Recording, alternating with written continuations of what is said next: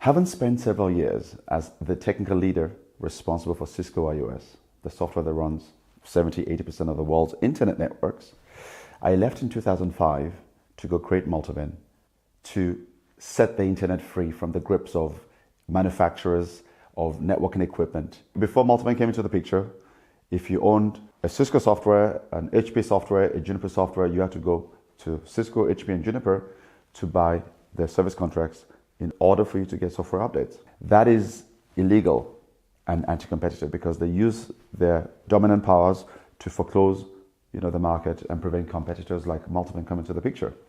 In 2008, Multiven filed a federal antitrust lawsuit against Cisco to put an end to Cisco's malpractice of forcing customers to buy its service contract in order to get software updates to correct the defects that Cisco put in the software in the first place.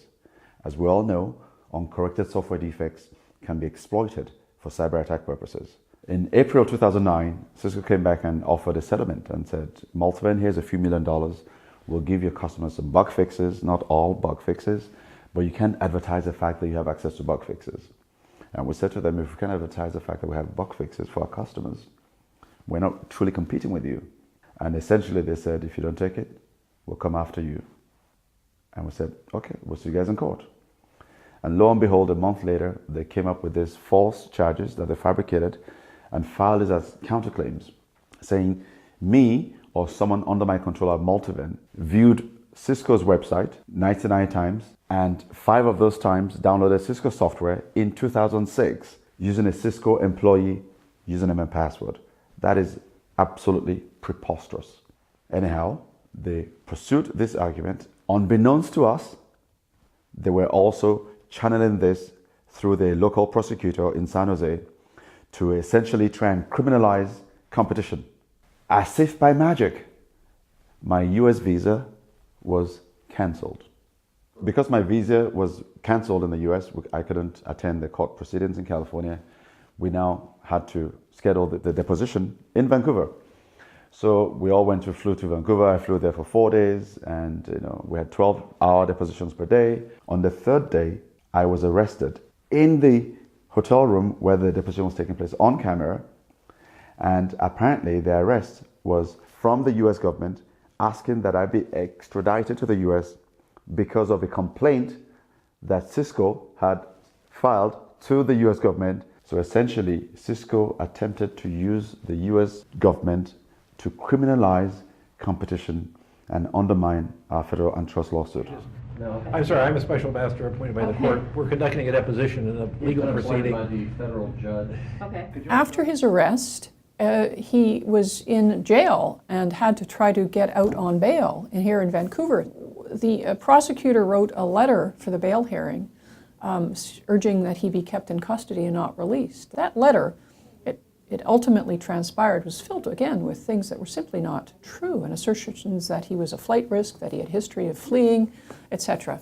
Allegations about him that were not true, so as to make him look like a shifty character who for some unknown reason was briefly going to be in Vancouver and needed to be arrested. They did not explain that he was being questioned under oath in front of American officials because a special master had been brought up to preside over the deposition in Vancouver.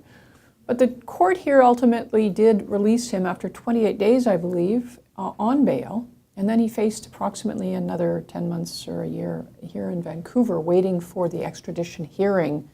So he had a difficult situation to face here because his family were back in Europe.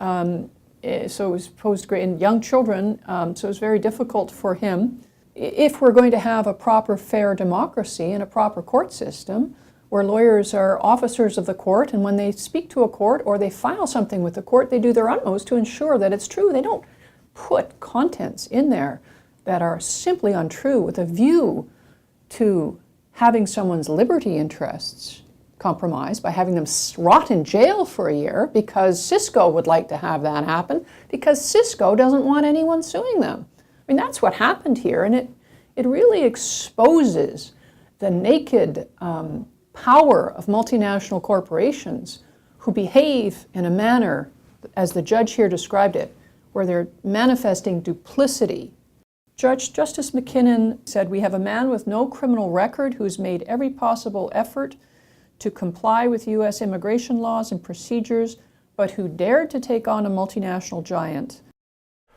On July 19, 2010, Cisco settled Multiven's federal antitrust lawsuit by making software bug fixes, security updates, and patches available to our customers. This unprecedented move made Multiven the first, until today, the only company on earth that's able to independently and objectively maintain Cisco and all other networking equipment around the world.